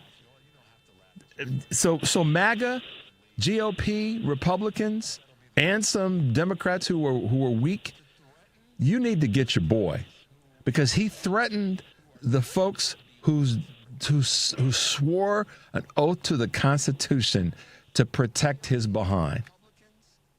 That to me was, so anybody that's running around saying, God bless the troops and all this other garbage, you need to straighten yourself up, because if you want the troops to be recognized and respected properly, then get rid of the people that are in the regime that are part of this administration. Sorry. Oh, yeah. Look, we witnessed a drunken wife beater and a pedophile predator of young children, a convicted felon, a 5-time draft dodger, stand in front of the leaders of our military and flat out berate them. Mm-hmm. The cowardice of the felon has long been in view of us, and Hegseth just proved himself again who he is. He's just a useful idiot to him. This is an example of weak, insecure bullies. That's who they are. I mean, okay, so I wrote some things down from his speech. Okay. Don't laugh. You're not allowed to do that. If you don't like what I'm saying, you can leave the room. But there goes your rank in future. I'm very careful, when I talk, when I walk downstairs. Like stairs I'm on, like these stairs. I walk very slowly. Nobody has to set a record. Just try not to fall, because it doesn't work out well. Just walk nice and easy. Don't have to set a record. Just be cool. We're the hottest country in the world right now, the absolute hottest country. Nobody's even close. Putin said that to me. I announced on his mention of nuclear, and it was really a stupid person that works for him mentioned that word nuclear. I moved submarine or two over, won't say anything. And it sounds like I'm rambling, but this is actually how he talked and what he said. This is word for word. Won't say anything of the to the coast of Russia. Just to be careful, we can't allow people to throw that word. I call it the N-word. There are 2 N-words that you can't use, either one of them. Actually, I love my signature. Everybody loves my signature. We should use some of these dangerous cities as training grounds for our military, our National Guard military, because we're going into Chicago very soon. It's a big city with an incompetent governor and a stupid governor. That's just a short, and I know I rambled here a little bit, but I know. It does. The incoherent rambling that this guy does, and to stand, it's mind-boggling. It is absolutely mind-boggling what he did yesterday, and this is a time when we need every former president, every former vice president, former senators, representative, military leaders, all of our veterans, educators, scientists, deans of university, everyone needs to come together right now, and we need to get this guy out of office and destroy this regime before they do so much damage that it will be decades before we recover from this. It is mind-boggling that we have so many people in this country that could do something about it, and they're not doing anything about it. And I understand that that's criticizing them, but what is it going to take? Is it going to take him finally arresting political opponents and executing them before people wake up? Our military needs to come together. I said what happened yesterday was. And maybe, Go ahead, maybe. Sorry. No. Listen, you're getting it out for a lot of people who want to get it out and don't have a venue and may not want to call in, may make them nervous or whatever. Listen, Kurt, I posted a little thing the other day. Actually, not the other day. It was yesterday that said that our military. I try not to tell folks who are in a certain role what they have to do. So I'll take a page out of some people's books who I respect. What I would like to see them doing right now, particularly the military, after what Trump did and Hegseth did yesterday, I literally said this is time for the 25th Amendment to be enacted. But obviously, we know what it takes for that to actually be enacted as it relates to the administration and the members of the administration that have to be at the tip of the spear to make that happen. But doggone it, did the words military coup run through my brain yesterday? Because I thought that it's not even beyond him being off the rails and it being mind-boggling. It's flat out dangerous, because here's what a lot of people aren't talking about yet, if at all. And I don't think it's going to come from the mainstream media. It's going to come from folks like you and me. What other countries are seeing now is one of two possibilities. Either Trump and Hegseth are watering down the military's motivation, and foreign leaders who are our adversaries are looking at that and saying the American military is weakened by this president, or the other side, which is the American military is being amped up and ramped up by this president to go to war, or to at least go to some, incursion somewhere in another country. And I saw that when I watched it again. I was like, foreign leaders are basically sitting back going, we got to prepare ourselves, because this dude is off the rails. And what is coming next as it relates to military engagement outside of the United States of America? That's one of my takeaways from it. I don't know if you got that or not. Well, yeah, I mean, there's so many things to take from it. You can come at it at so many different angles. Is he actually? Well, we know that he's a warmonger. We know that his whole thing right now is he wants a war. I said this to you last week. It doesn't matter to him if it's domestically or foreign. He wants a war. That's what he's trying to do. He's trying to provoke somebody to make the first action so they can retaliate. I mean, they are trying to. I mean, just trying to change Department of Defense to Department of War. That I mean, come on. That kind of explains it right there. And I know, well, that's what it was called years ago. But, we don't live in 1940s anymore, okay? This is 2025. The world has changed immensely since then. And, what's happening right now, I mean, I know for a fact, I have family that live overseas, that live in London. He's a joke over there. People cannot stand this guy in many parts of the world. The only people that admire him are people that are like him. People who believe in dictatorships, and people who believe in this kind of authoritarian government. They are the only people that agree with him, or that But he's a joke. People know right now. Foreign countries and they know they can take advantage of him and make a fool out of him, because that's who he is. And they already does it have himself on a daily basis. Yeah, and they already have, and they will continue to do so. You don't think that our adversaries around the world are looking at what's happening right now and thinking, man, now's the prime time. Yeah, now is the prime time. Not any different than when. Not any different. And I remember this well. How close we were when Nixon. With Watergate, when Nixon resigned, how close we were to the potential of being invaded or incursions kicking up. Listen, man, we're coming to the bottom of the hour, and we've got a pre-recorded that I got to plop in. But I'm going to say two quick things. I give you a shout out in the segment that I did, and you'll see that you'll hear that in a moment.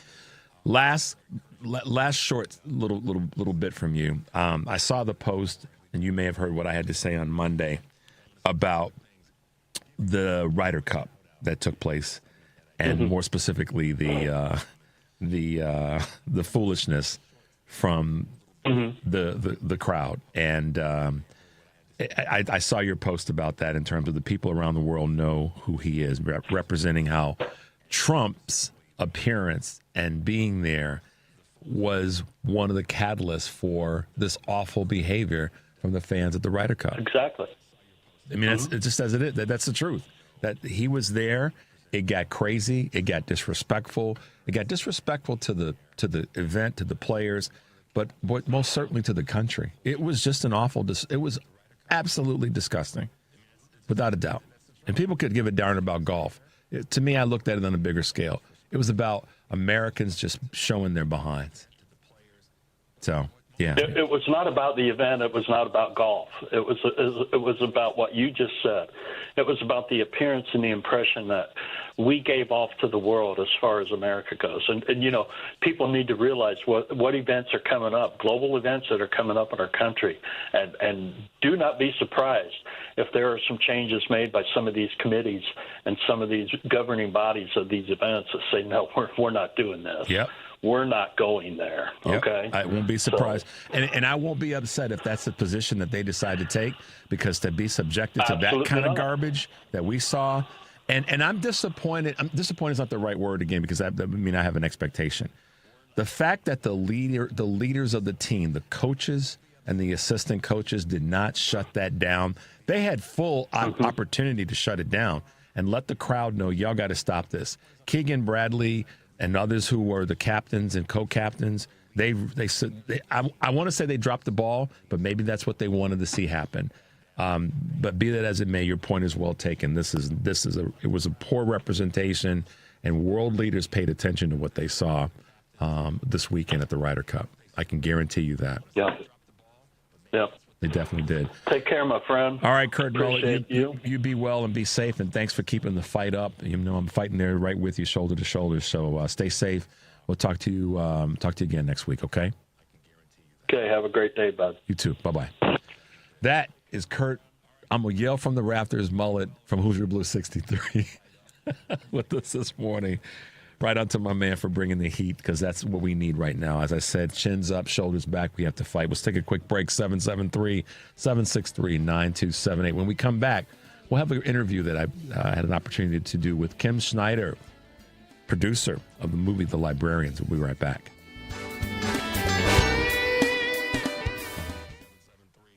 Hi, my dad founded Chicago Community Acupuncture. My dad did too. That's because we're sisters. Yeah, but it's true.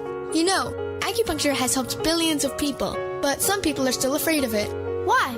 They're afraid it'll hurt, or that it won't do anything to help them. That's silly. We get acupuncture all the time, and it's like less than a mosquito bite. And everyone knows that acupuncture can help a bunch of different problems. Not everyone knows that. Someone should tell them. I think you just did. So if you'd like to experience top-quality acupuncture at half the price of other places, come visit us at Chicago Community Acupuncture at Milwaukee, Devine, and Nagel. Call 773-853-0920, 773-853-0920, or our website, ChiCom Acu. Chico Maku. ChiComacu.com. Or ChiComacu.com. Chico Maku. Either way, we'd love to help you. Start feeling better today. You're listening to WCPT 820. Here's the latest Chicago weather update. From the Weatherology Weather Center, I'm meteorologist Jennifer Wojcicki. Partial sunshine develops here for today. We'll see high into the upper 70s. Winds out of the east around 5 to 10 miles per hour, gusting as high as 15. And then for tonight, mostly cloudy with a low near 58. By Thursday, skies will become mostly sunny, high of 84 degrees. Then by Friday, plenty of blue skies and sun, a high around 87. That's your latest Chicago weather update. Currently, it's 65. Chicago's Progressive Talk, WCPT 820, where facts matter. Welcome back to Choose Views with Richard Chew. With us this morning is Academy Award nominee and Peabody winner Kim Snyder, who's the director of the new documentary, The Librarians. So, Kim, good morning and welcome to Choose Views. Thank you for having me. Absolutely. Well, I want to start off by saying something that how this kind of came about from my world. One of my colleagues, one of the contributors to my show, my morning show, his name is Kurt Mullett from Hoosier Blue 63. He's a kind of an influencer, podcaster, just a really good guy. And a few weeks ago, he sent me an email, and he said, Richard, you got to check this out. And it was the clip from your new movie. And immediately I said, wow, this is phenomenal. We've got to figure out a way to talk to the folks that are part of this movie. And, you know, one thing led to the next, and now here we are. So I'm really thrilled to be talking with you. And probably the biggest reason why is because of the movie's importance And at a time right now where so many people we're so distracted by so many things, and so many people are trying to figure what's the conversation we should be having. And I think it's everything that's going on we should be talking about. But I really want to get a sense from you. What was the genesis behind you putting together this movie, The Librarians? Well, as a documentarian, I mean, I've been in the space for a couple of decades and done a lot around gun violence, a number of issues. And a lot of times it's instinct, you know, it's just something catches you and it just feels like, you know, okay, I've got to go there like a moth to a flame. And that happened to me in the fall of 21 when I learned about this thing called the Krauss list of a state senator in Texas who had issued a list of 850 books that should be that libraries should be scouring their shelves and removing from shelves. And the list was in some ways very random, but very clearly targeting books about race and gender and sexuality. So I learned about a small group of librarians in Texas calling themselves the Freedom Fighters with an READ, who were speaking out about this and beginning to organize other librarians, at first across Texas, and then to their surprise, they were hearing really hundreds of stories across the country of librarians finding themselves rather suddenly under siege. And therein began a story to give voice and collaborate with these librarians to tell the story of what was happening to them, as what they were saying in some ways back then. You know, I think they were the canaries in the coal mine. You go back quite a ways in terms of, and I say that with all due respect, you go back quite a ways when it comes to doing films, short films that talk about things that are happening in marginalized and to marginalized people in our society, going back to the Trevor Project and the work that you did then addressing LGBTQ teen suicide. So you definitely have the instinct and have shown the instinct or the timing to put together a production, a documentary that really focuses on things that are affecting so many communities, but particularly those that have been labeled as marginalized. So in terms of this current film, The Librarians, talk about what you found and what the film talks about, without releasing too many of the goodies, on the harm to marginalized groups. Well, it's interesting. It was a real bear of an issue because it's like sort of like an octopus. You can't really talk about book banning. I mean, very, very early on, I said, okay, there's a lot of talk about book banning, but there hasn't been a lot of focus on the librarians and this kind of attack on the profession and very individually and personally on these librarians that we were hearing hundreds of almost Me Too-like stories. This happened to me, this happened to me. And so that in and of itself was like, okay, it's the librarian story. But then I started to, as a newcomer to this space, question what were the stakes. As a storyteller, you're always sort of looking at that narratively. And the stakes were, in my mind, three. One was these are people who are trained and feel enormous commitment and integrity to uphold our most sacred of values in a democratic society, which is the First Amendment rights, and to fight censorship. And so that was sort of this more umbrella thing. And then I really learned about their commitment to the kids and that they have experienced and fiercely believe in defending the rights of particularly more vulnerable youth, whether they be kids of color, queer kids, to have stories that represent them where they can feel represented, less alone, and that they know from experience that these books often saved lives. And the third thing is the literature, the love of this incredible literature that might be erased or removed from shelves or not of access to young readers and old readers alike. So that second bucket of what you're saying is these marginalized. I think it was shocking in the case of Amanda Jones in her one traffic light town in rural Louisiana to learn that she had lost 12 students, not in 1 year, but still small town, 12 students to suicide for being othered. That was shocking to me.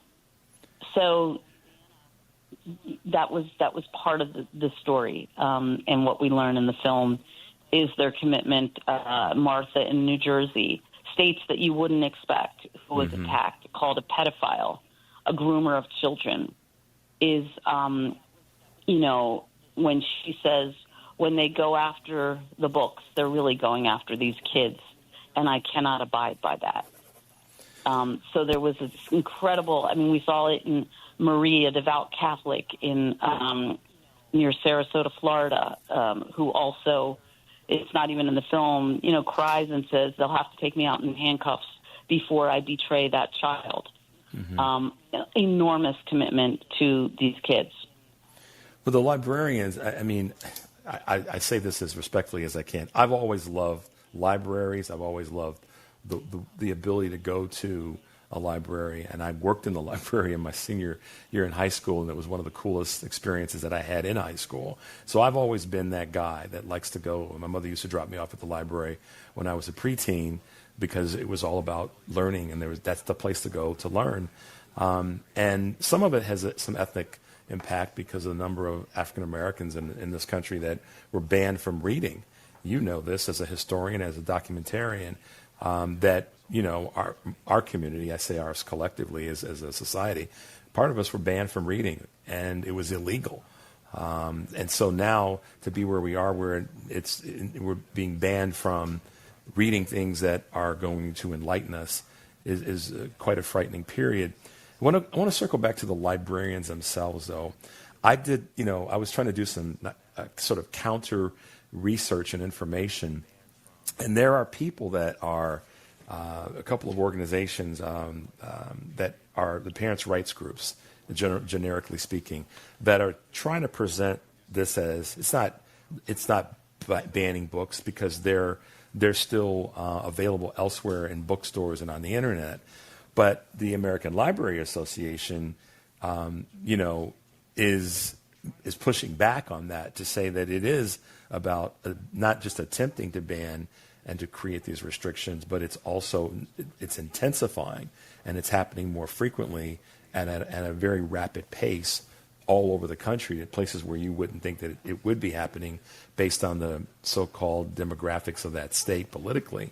But the American Library Association is even saying, no, this is real, and it's happening at a faster rate. What are you seeing? Absolutely. I'm hearing that it is unprecedented in scale and scope, that in the past they may have seen zero challenges.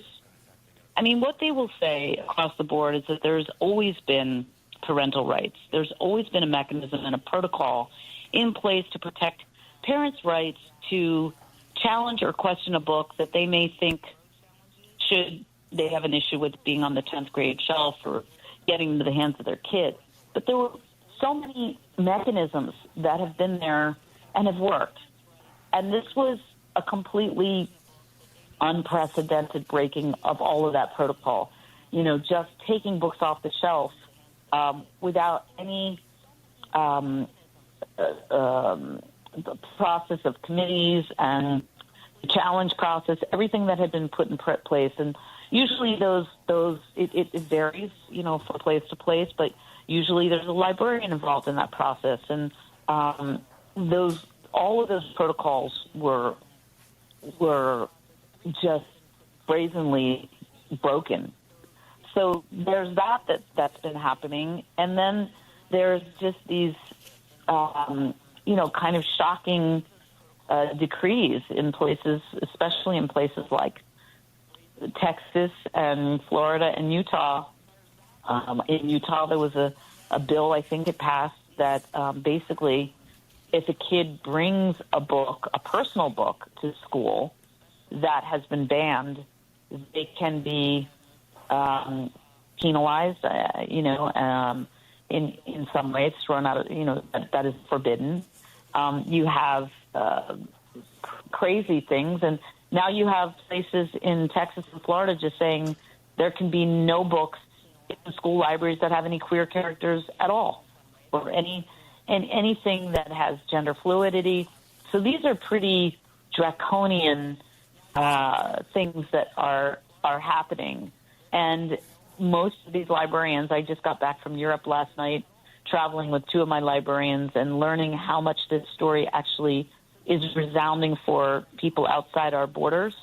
And one of my beloved Floridian librarians, Julie Miller, will, she'll talk about, what's happening in these districts, and that when they don't want those books on the shelves, they're saying, we don't want you.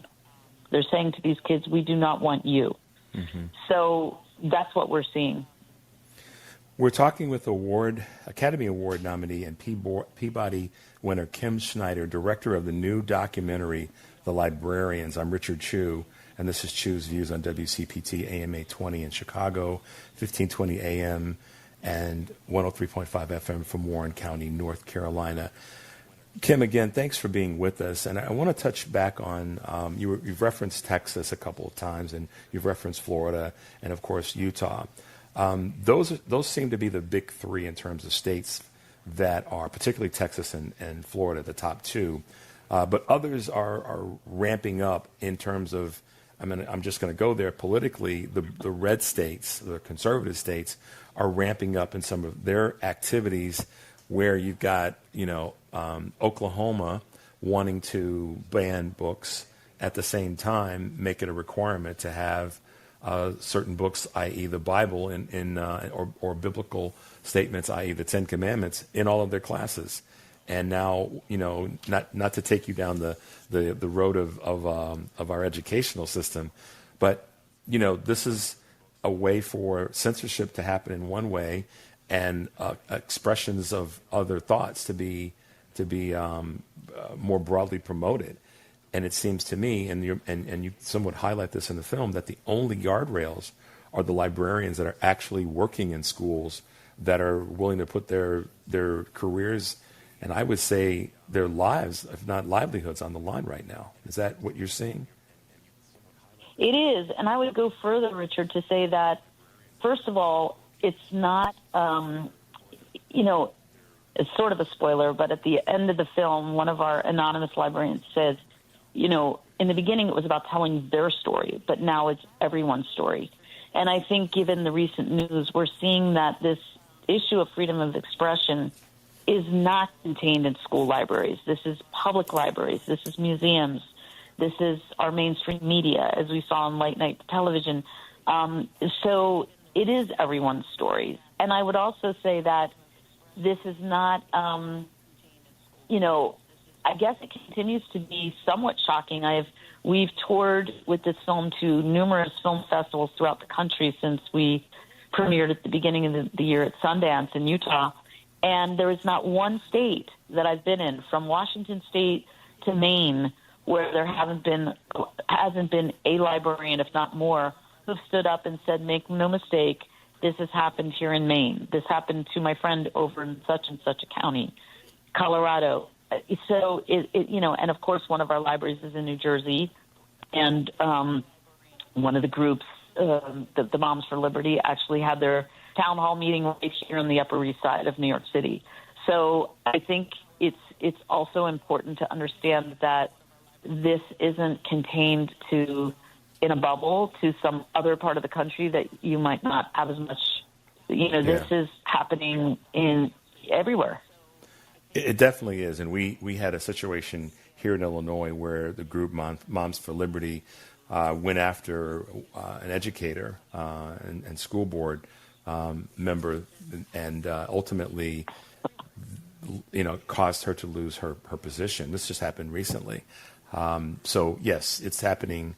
The versions of it, or to use the word octopus like earlier, are all over, and they're reaching inside of the schools and outside of the schools, and to pretty much any venue that they can. So that, to me, gets back into the whole conversation around freedom of speech. The other thing that you probably experience, and maybe you can share what some of the librarians have shared with you, is, these are my words, but I'm curious how you see them, how much this hinders intellectual growth when we ban content, when we ban material, reading material, books, as it were. What are you hearing from, or what have you heard from librarians in that space about hindering intellectual growth? Well, I think one of the things we try to do in the film is to weave in metaphor by way of archival material that remind us of what a lot of us who are older, the nostalgia, and as you said, growing up where my parents would leave me in a library for, while they worked nearby, and it was just such a important memory for a lot of people. And this came up in a conversation in Europe the other day that I hadn't quite thought about it this way, but I think for a lot of people, as a young person, that space is one of the first times that you feel a real sense of autonomy, agency, and choice as a kid. It's before you can go out and travel and do your own thing and see the world. It's somewhere where you can spread your wings and explore who you want to be and what appeals to you. And it's sort of the essence of freedom in that space. And with it comes such a sense of, for me, was such awe and delight. So I think it's true, to curtail that is such a, it's such a sad thing. And that's why one of our librarians at the very beginning of the movie says, she says, when politicians are playing a very dangerous game, when they try to make school libraries a battleground for their political agenda, because the only thing that's going to hurt are our kids. And so that is, hopefully answers your question about what that means, especially for young readers. Yeah, the intellectual curiosity gets drowned out. I mean, when you were describing what you just described about your experience, I had to, bite my tongue because it just brought back. Yeah, nostalgia is a great word. It brought back but good memories. I mean, my mom and dad couldn't get me to stop talking because I had gone to the library and I had checked out books and I had all these questions to ask them and, just on and on about things that I had read that I hadn't read in the school library. And so that, when my mother would drop me off at the public library. So I had the best of both worlds, the school library and the public library. But parents that were also wanting to put me into that situation where it would positively or in a positive way force me to think about things a little bit differently because I had an opportunity to read something that was not the normal thing that I was reading. So that intellectual curiosity was there. And I worry about that for all of our youth, really all of us as a society, that being hindered. So it's a definitely concern, and I know that you address it too. Kim, the movie's great. I've got a chance to see one of the trailers and the clips, and I'm excited for you and all that you're doing in this space. And I'm going to give you a shout out because it's going to be obviously playing in theaters across the United States over the next month or so. As we all know, you're going to be here in Chicago. Yeah, I know, in November 6th. So I'm gonna do what I do and hit you up in the Spike Lee way. Yes, say yes, say yes. We definitely want to be there and support you. And I know that we'll figure out how to do that. But how can we, as we wrap things up today, give people the ability to follow you and know more about what you and your other filmmakers are doing? This is your latest work, but it's not your only work, and I like to amplify what folks are doing. So how can people find you and follow the work that you're doing?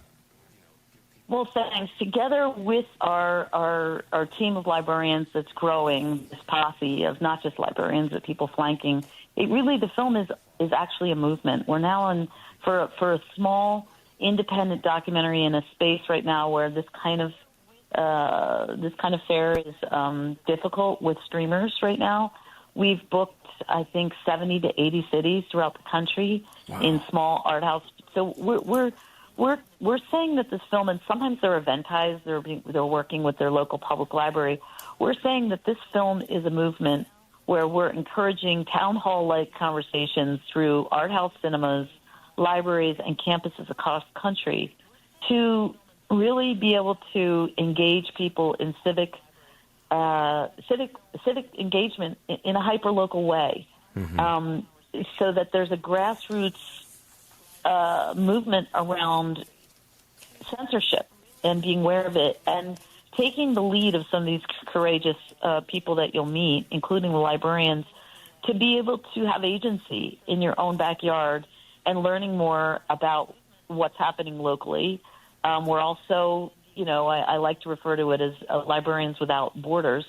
We're working, we just got back from Europe. There are librarians across the globe that are concerned about what's happening here and starting to see it happening elsewhere. I mean, to me, there's a metaphor of having just come out of the pandemic, where there was something that was dangerous and spreading.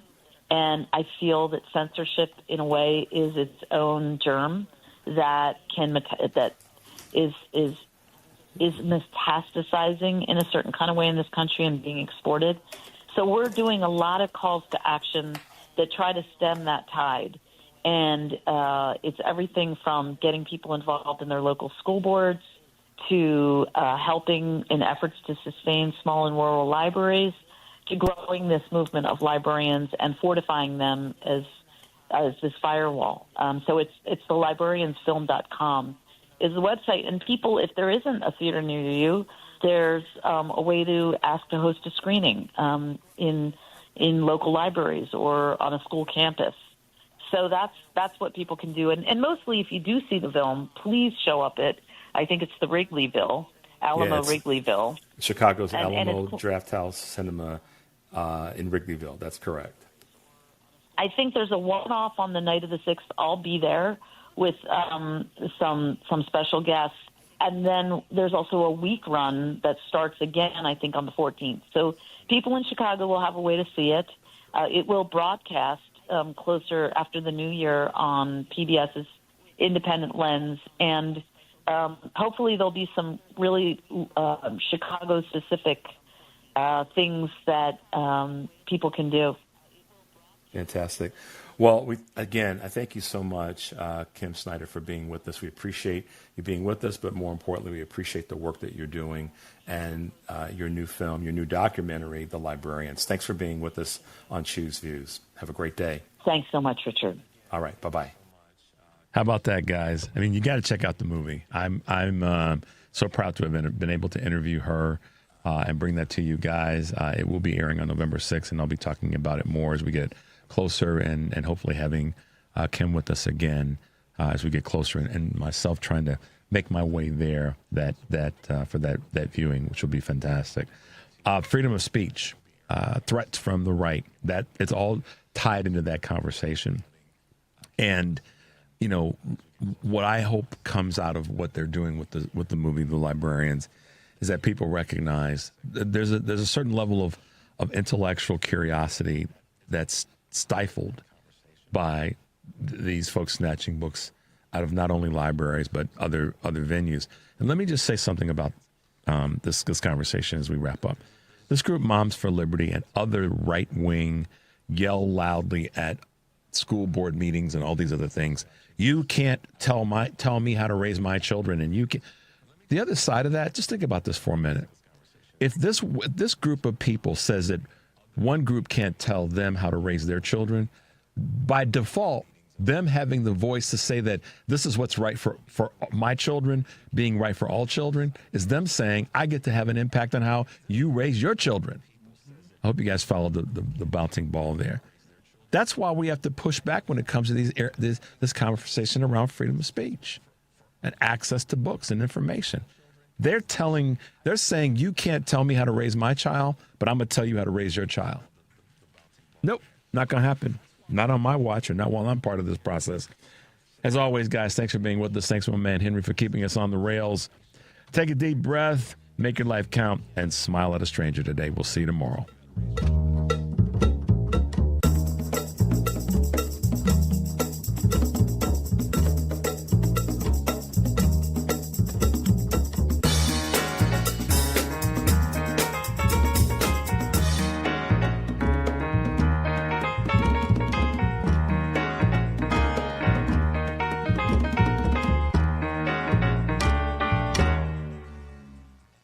Greece is cheap. But the airfare costs a fortune. Paris? Not much closer, and again, airfare... What about Puerto Vallarta? Let's face it, flying anywhere is just too expensive. Wait, what's this? Low-cost airlines. With one call to low-cost airlines, you'll drastically slash your travel costs. We're talking insanely low airline prices to any of your favorite destinations. Where would you like to go? London, Rome, Costa Rica, Australia? Wow, that's cheap. So why wait? Call now to learn how crazy cheap it is to fly anywhere in the U.S. or international. Our prices are so low, we can't publish them. The only way to get them is to call to instantly hear the most amazing best deals on airline travel. It's that easy. So call now and start packing. 800-708-3091. 800-708-3091. 800-708-3091.